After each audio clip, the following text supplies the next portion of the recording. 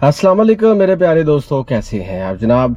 Costa Rica के सारे वीज़े हो गए हैं जनाब। कोस्टा रिका के डिजिटल नोमैड वीज़ा, उसका रिटायरमेंट वीज़ा, इसके अलावा उनका जनाब स्टडी वीज़ा, इसके अलावा जी उनका है जी बिज़नेस वीज़ा, जॉब वीज़ा, ये ऑलमोस्ट सारे वीज़ाज़ हो चुके हैं। इसके अलावा उनके कुछ और वीज़ाज़ भी हैं कोस्टा रिका के फॉर एग्ज़ाम्पल उनका फैमिली रीयूनिफिकेशन वीज़ा है, ठीक है। इसके अलावा वहाँ पे अगर आपके पास कुछ ज़्यादा पैसे हैं, पैसों की बेस पे रहना चाहते हैं तो आप वहाँ पे रह सकते हैं 1 साल के लिए, 2 साल के लिए। इसके अलावा ट्रांजिट वीज़ा है। इसके अलावा अगर आपको कोई मेडिकल बेसिस पे वहाँ पे जाना पड़ जाए तो आप को फिर भी वो वीज़ा दे देते हैं, अगर किसी हॉस्पिटल में आपका कोई इलाज चल रहा है या कुछ भी है। इसके अलावा जॉब वीज़ाज़ में आगे प्रोफेसर्स की, टीचर्स के लिए भी जॉब्स हैं, तो काफ़ी वीज़ाज़ हैं उनके, ठीक है। तो उनमें जो एक वीज़ा जो बहुत इंपॉर्टेंट है वो फैमिली रीयूनिफिकेशन वीज़ा है। वैसे फैमिली रीयूनिफिकेशन वीज़ा आपका जो है वो टूरिस्ट वीज़ा में भी आ सकता है। फॉर एग्जांपल अगर आप किसी को मिलने जा रहे हैं तो अगर आप स्पेसिफिकली फैमिली रीयूनिफिकेशन वीज़ा पे नहीं भी जाना चाहते तो आप एज ए टूरिस्ट वीज़ा पे वहाँ पे जा सकते हैं। अच्छा दोस्तों, अब इन तमाम चीज़ों को तो हमने डिस्कस कर लिया वन बाय वन। 3 चीज़ें ऐसी हैं जो कि बताना बहुत ज़रूरी है, क्योंकि आप लोग अगर क्योंकि जब मैं इन तमाम चीज़ों को डिस्कस कर चुका होता हूँ, स्पेसिफ़िकली किसी एक मुल्क के 5 से 4 वीज़ाज़ को डिस्कस कर चुका होता हूँ या 6 वीज़ाज़ को, उसकी सारी डिटेल बता देता हूँ कि भाई इसको ऐसे अप्लाई करना है, ऐसे ये डॉक्यूमेंट्स हैं और ये चीज़ें आपने करनी है या नहीं करनी। फिर भी लोग पूछ रहे होते हैं कि भाई ये बता दें, अगर इस तरह की सूरत हाल हो तो क्या होगा, अगर इस तरह की सूरत हाल हो तो क्या होगा, अगर इस तरह की सूरत हाल नहीं होगी तो फिर क्या होगा। इस तरह के बहुत से सवाल हैं। तो मैं उनसे यही कहता हूं कि प्यारे भाइयों, जितनी भी इंफॉर्मेशन होती है मैं अपनी वीडियो के थ्रू आप लोगों से शेयर कर चुका होता हूं। तो मज़ीद बड़ा ये है कि जो चीज़ मैंने पहले बता दी मैं दोबारा बताऊंगा तो वो भी अजीब सा ही लगेगा। तो आप उस वीडियो को अगेन देखा करो, गौर से देखा करो, बार बार देखा करो, and I am really sure कि आपको तमाम सवालों का जवाब मिल जाएगा कि जो आप मुझसे पूछना चाह रहे हैं।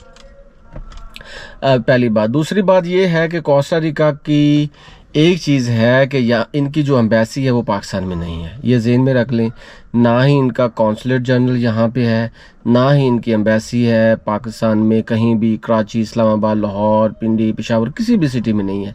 तो इसके लिए आपको अबू धाबी जाना पड़ेगा या कोई भी इसकी नियरेस्ट जो एम्बेसी है या कौंसलेट जनरल है जहाँ पे आपकी रसाई हो, तो ये आप मिथ ज़हन से निकाल दें कि भाई ये पाकिस्तान से अप्लाई करेंगे तो आपको वीज़ा मिल जाएगा। इनकी पाकिस्तान में कोई ऐसा नहीं है सिस्टम। दूसरी बात ये है कि बहुत से लोग कहते हैं जी इसका ऑनलाइन वीज़ा अप्लाई करते हैं, तो इसका जवाब भी है नहीं, आपने on site he visa apply करना होता है। लेकिन एक जो वीज़ा इनका डिजिटल नोमैड वीज़ा है, ठीक है, जो कि लास्ट टाइम मैंने उसके मुताल्लिक आप लोगों से बात की थी, उसको आपने ऑनलाइन अप्लाई करना होता है, ठीक है। वो भी अगर आपसे कोई बात करना चाहें या अगर आपका केस रेफ़र कर दें किसी एम्बेसी में तो वो अबू धाबी करेंगे definitely. So you will have to go there in presence, ठीक है। अच्छा, तीसरी चीज़ ये है कि कोस्टा रिका में जॉब के लिए या बिज़नेस के लिए बैंक स्टेटमेंट तकड़ी होनी चाहिए, और इनसे भी बढ़ के ये है कि आपके पास फ़र्स्ट कंट्री का वीज़ा भी हो। फॉर एग्ज़ाम्पल अगर आप अबू धाबी जा रहे हैं, अबू धाबी का वीज़ा भी आपने प्रूव करना होता है, क्योंकि अगर आपने वहाँ पे 1 माह रहना है, कोस्टा रिका के वीज़ा को वहाँ पे आपने वेट करना है, तो आप कहाँ पे रहेंगे।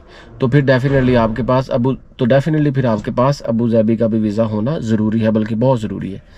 तो इसके अलावा ये है दोस्तों कि एक और बात, बहुत से लोगों ने ये भी पूछा है कि भाई इसकी सैलरी कितनी है जब आप जॉब के लिए जाते हैं। तो देखिए भाइयों कि वहाँ पे कोस्टा रिका में जब आपको जॉब मिलती है तो इन बेसिस पे मिलती है कि वहाँ का जो एम्प्लॉयर होता है वो अपने गवर्नमेंट को बताता है कि भाई इसका कोई पीयरलेस नहीं है, यानी कि इसका कोई सानी नहीं है या इसका अल्टरनेटिव नहीं है यहाँ पे, इसीलिए हम इसको पाकिस्तान से या किसी भी कंट्री से बुला रहे हैं। ये बहुत अच्छा इंजीनियर है, ये बहुत अच्छा आर्कियोलॉजिस्ट है, मॉर्फोलॉजिस्ट है, या एंथ्रोपोलॉजिस्ट है, सोशियोलॉजिस्ट है, या ये बहुत अच्छा जो इंजीनियर है, या इसने सिविल इंजीनियरिंग बहुत अच्छा पायनियर है और इसने बहुत सी चीज़ें बनाई होती है, इसलिए हम इसको बुला रहे हैं। तो उसकी सैलरी बहुत अच्छी होती है, ये मैं आपको अभी बता दूं। फॉर एग्जांपल अगर आप कोई हाई फाई जॉब पे जाते हैं जिसमें आपकी एडमिनिस्ट्रेशन की जॉब है, आप वहाँ पे CEO बन के जाते हैं या आप मैनेजर बन के जाते हैं, तो आप वहाँ पे 4-5 लाख रुपए बचा सकते हैं। कमा नहीं कह रहा हूँ, बचा सकते हैं पाकिस्तान का। अगर आप थोड़ी सी नॉर्मल जॉब पे जा रहे हैं तो फिर भी आप सारे खर्चे निकाल के वहाँ के रहने के एक्सपेंसेस, खाने के एक्सपेंसेस निकाल के फिर भी आप 2-2.5 लाख बचा सकते हैं। और अगर आप कम से कम जॉब पे भी जाएं, फॉर एग्जांपल बहुत सारी जॉब में से जो और जॉब हैं उन पे चले जाएं, तो फिर भी आप 1 लाख 1.5 लाख इसके जो आसपास आप बचा सकते हैं। तो ये थी सारी बातें जनाब कोस्टा रिका के मुतल्लक। तो इससे हटके भी अगर कोई और भी सवाल हो तो पूछना मत भूलिएगा। और जहाँ तक मेरा तल्लक है भाइयों, मैं कोई वीज़ा एजेंट नहीं हूँ, ना ही मैं लॉयर हूँ, आपका दोस्त हूँ, आपका भाई हूँ, आपको गाइड करता रहता हूँ, और यही मेरा डिस्क्लेमर भी है। और ये भी कोशिश होती है कि भाई आप खुद से अप्लाई करें, आप दूसरों के हाथों से लुट ना जाएं। अपना भरपूर ख्याल रखा करें, चैनल को सब्सक्राइब करना मत भूलें। आज तक के लिए बस इतना ही। अल्लाह हाफिज़।